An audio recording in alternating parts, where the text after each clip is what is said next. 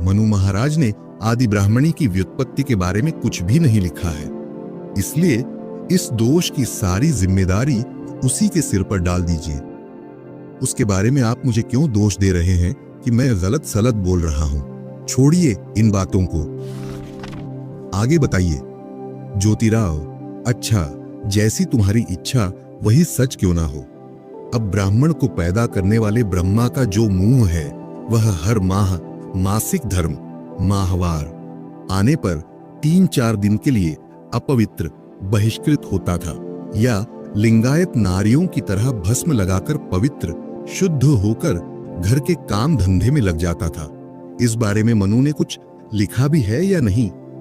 ढोंडीराव, नहीं, किंतु ब्राह्मणों की उत्पत्ति का आदि कारण ब्रह्मा ही है और उसको लिंगायत नारी का उपदेश कैसे उचित लगा होगा?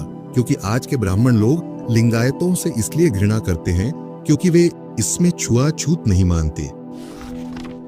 ज्योतिराव, इससे तुम सोच ही सकते हो कि ब्राह्मण का मुंह, बाहें, जांघें और पांव, इन 4 अंगों की योनि माहवार रजस्वला के कारण उसको कुल मिलाकर 16 दिन के अशुद्ध होकर दूर दूर रहना पड़ता होगा। फिर सवाल उठता है कि उसके घर का काम धंधा कौन करता होगा? क्या मनु महाराज ने अपनी मनुस्मृति में इसके संबंध में कुछ लिखा भी है या नहीं? ढोंडीराव, नहीं। ज्योतिराव, अच्छा, वह गर्भ ब्रह्मा के मुंह में जिस दिन से ठहरा उस दिन से लेकर 9 महीने बीतने तक किस जगह पर रहकर बढ़ता रहा, इस बारे में मनु ने कुछ कहा भी है या नहीं? ढोंडीराव, नहीं।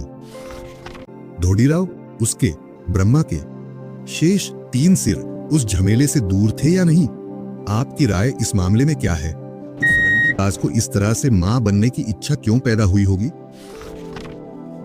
ज्योतिराव, अब यदि उसे रंडीबाज कहा जाए तो उसने सरस्वती नाम की अपनी कन्या से ही संभोग व्यभिचार किया था, इसीलिए उसका उपनाम बेटी हो गया है।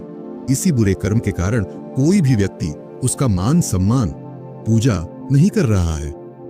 ढोंडीराव, यदि सचमुच में ब्रह्मा को 4 मुंह होते तो उसी हिसाब से उसे 8 स्तन, 4 नाभियां, 4 योनियां और 4 मलद्वार होने चाहिए, किंतु इस बारे में सही जानकारी देने वाला कोई लिखित प्रमाण नहीं मिल पाया है।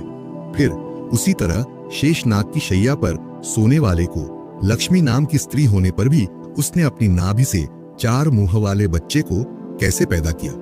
इस बारे में यदि सोचा जाए तो उसकी भी स्थिति ब्रह्मा की तरह ही होगी। ज्योतिराव, वास्तव में हर दृष्टि से सोचने